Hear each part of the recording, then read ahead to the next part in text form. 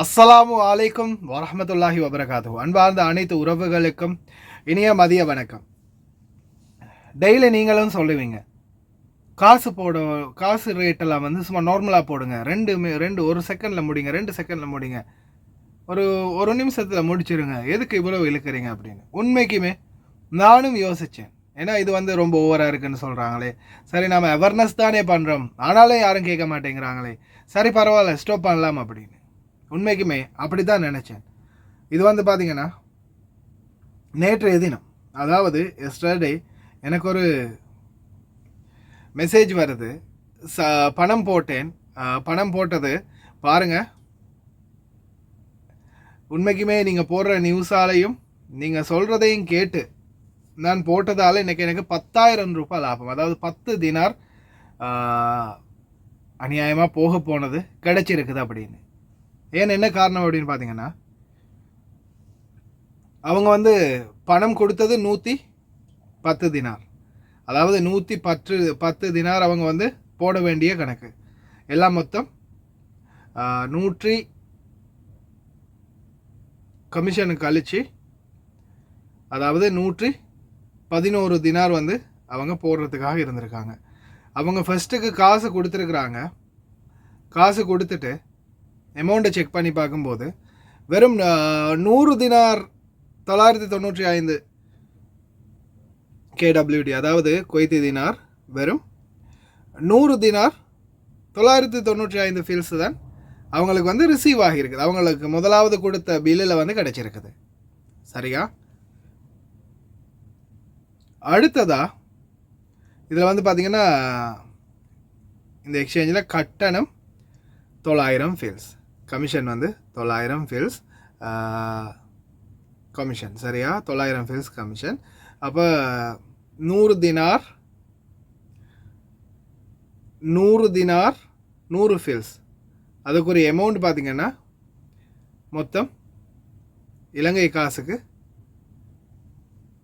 97,696 ரூபா போயிருக்குது. 97,696 ரூபா போயிருக்குது. இது வந்து அவங்க 640, இது 638. இங்கே பாருங்கள், இவங்க அனுப்பியிருக்கிற டைம் வந்து சரியாக 6 மணி 38 நிமிடம். 6 மணி 38 நிமிடம். அதுக்கு அடுத்ததா இன்னும் கொஞ்ச நேரத்தில் மறுபடியும் திருப்பி அந்த பணத்தை அனுப்பியிருக்கிறாங்க. அனுப்பின நேரம்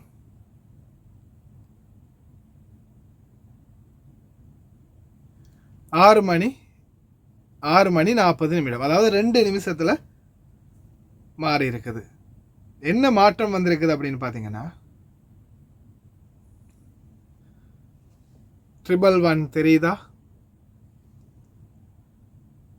இதுக்கு முன்னாடி நான் காட்டுறது 101 தினார், இப்போ 111 தினார். என்ன மாற்றம்னு கேட்குறீங்களா? இந்த சகோதரி எக்ஸ்சேஞ்சில் பணம் அனுப்பியிருக்கிறாங்க. பணத்தை அனுப்பிட்டு நம்மளுடைய செய்தியை வளமையாக கேட்குறதால அவங்களுக்கு டக்குன்னு மைண்டில் பட்டிருக்குது, சரி நம்ம பில்லை செக் பண்ணி பார்ப்போம், போட்டதெல்லாம் சரியாக இருக்குதா அப்படின்னு பார்க்கும்போது அந்த செகண்டே அவங்களுக்கு தெரிய வருது, 111 தினார் கொடுத்ததுக்கு இவங்க எக்ஸ்சேஞ்சில் 101 தினார் தான் அடிச்சிருக்கிறாங்க, 101 தினார் தான் அனுப்பி வச்சிருக்கிறாங்க, 10 தினாரை மிஸ் பண்ணிட்டாங்க அப்படின்றது. இப்போ சர்வசாதாரணமாக இந்த சகோதரி இதை விட்டுட்டு போயிருந்தா, இல்லை ஒரு வேளை சிலர் வந்து உங்களுடைய சொந்த அக்கௌண்ட்டுக்கு பணம் அனுப்புவீங்க, உடனே காசு போட்டாச்சு, பில்லை எடுத்தாச்சு, அப்படியோ தூக்கிட்டு போய் ஸ்டாக்கில் உள்ளே வச்சாச்சு. நாட்டிலையும் உங்களோட சொந்த அக்கௌண்ட்டில் நீங்கள் ஃபிக்ஸட் டிபாசிட்லேயோ ஏதோ ஒரு டிபாசிட்டில் போட்டு வைக்கிறீங்க, அதை செக் பண்ணுறதுக்கு யாரும் இல்லை, ஃபோனில் மெசேஜ் எல்லாம் வராது. சரி நம்ம எக்ஸ்சேஞ்சில் தானே காசு போட்டுட்டோம் தானே அப்படின்னு நீங்கள் என்ன செய்வீங்க, காசை வந்து போட்டதோட பில்லை கொண்டு போய் மடித்து உள்ளே வச்சுருவீங்க. சில நேரங்களில் அந்த பில்லை தொலைஞ்சும் போயிடும். ஆனால் அந்த பில்லை செக் பண்ணி பார்க்குறீங்களா? ஏன் நான் ஒவ்வொரு நாளும் என்னுடைய செய்தியில் சில விஷயங்களை தொடர்ந்தும் சொல்கிறதுக்கான காரணம் இதுதான். ஏன்னா என்னுடைய கடமை நான் சொல்கிறது. கேட்குறதும் கேட்காதும் உங்களுடைய கடமை. அடுத்தது, என்னுடைய சேனலுக்கு ஒவ்வொரு நாளும் புதிதாக சப்ஸ்கிரைபர் வருவாங்க.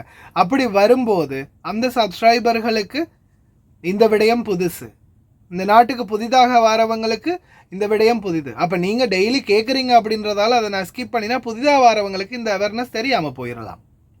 அதனால தான் நான் வந்து உங்களுக்கு தொடர்ந்துமே தெரிய தரது. இப்போ நீங்கள் பாருங்கள், எனக்கு வந்து அவங்க மெசேஜ் போடுறாங்க, சிங்கள சகோதரி உண்டு.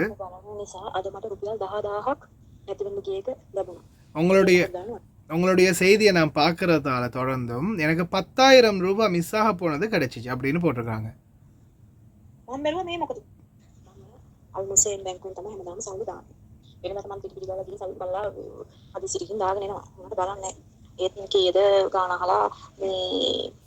ගානනවා දාන මට වෙනදට ගාන බැලෙන්නේ නැහැ. දැන් ඔයාගේ වීඩියෝ අර බලන නිසා මේ බැංකුව වලින් වැරදිනවා කියලා දාලා තියෙන නිසාම අනිවාර්යයෙන්ම මම බලනවා.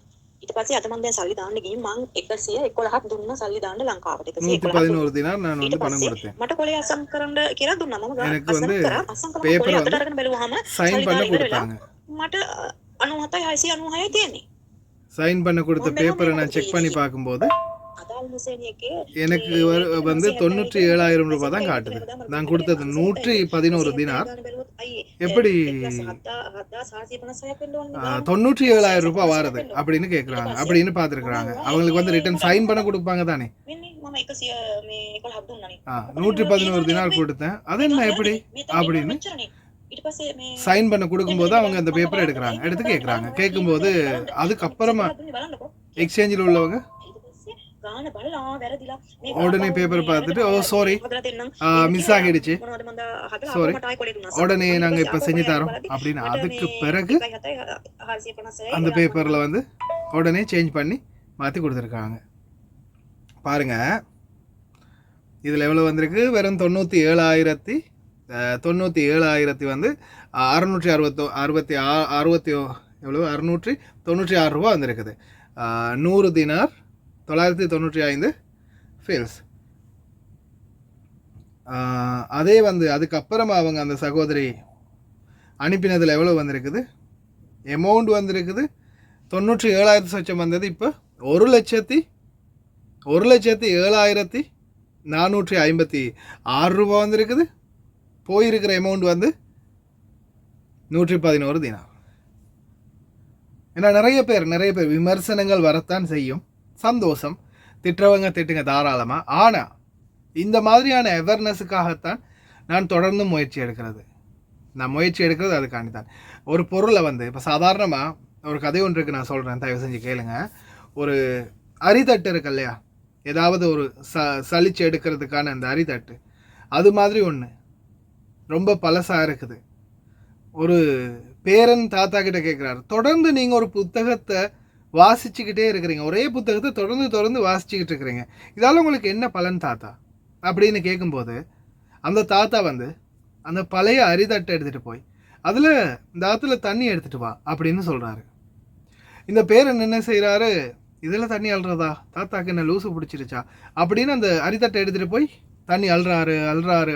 அந்த ஆற்றுல தண்ணி சேருமா? சேராது, அரிதட்டு இல்லையா, ஃபுல்லாகவே சல்லடை ஓட்டையாக இருக்கும்.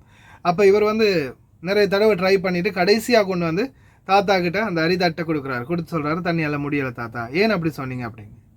நீ முன்னாடி எடுத்துகிட்டு போகும்போது இருந்த அரிதட்டும் இப்போ நீ வந்து கொண்டு வந்து வச்சிருக்கிற அரிதட்டும் எப்படி இருக்குன்னு கேட்கும்போது, முன்னாடி ரொம்ப பழசாக டஸ்ட்டு பிடிச்சி போயிருந்துச்சு, நான் தொடர்ந்து தண்ணியில் வந்து எப்படியோ அலசி அள்ளுறதுக்காக முயற்சி பண்ணினேன், அதால் வந்து கழுகுப்பட்டு ஃப்ரெஷ்ஷாக இருக்குது.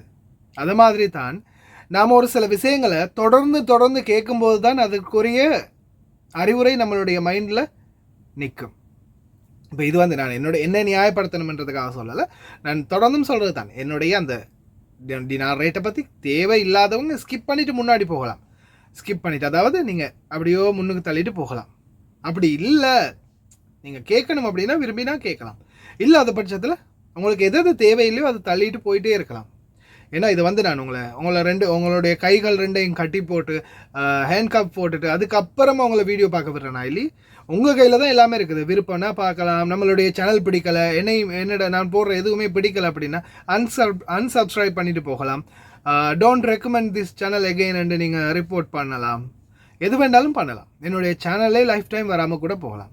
அதே மாதிரி கமெண்டில் கூட நிறைய பேர் திட்டுவாங்க, என்னால் முடிஞ்சால் பதில் கொடுப்பேன், இல்லை அவங்க திட்டினா அந்த திட்ட கேட்டுக்குவேன், தவறு இருந்தால் திருத்திக்குவேன், சில விடயங்களில் சரி எதுவுமே செய்ய முடியாது அப்படின்னு விட்டுருவேன், அவ்வளவுதான்.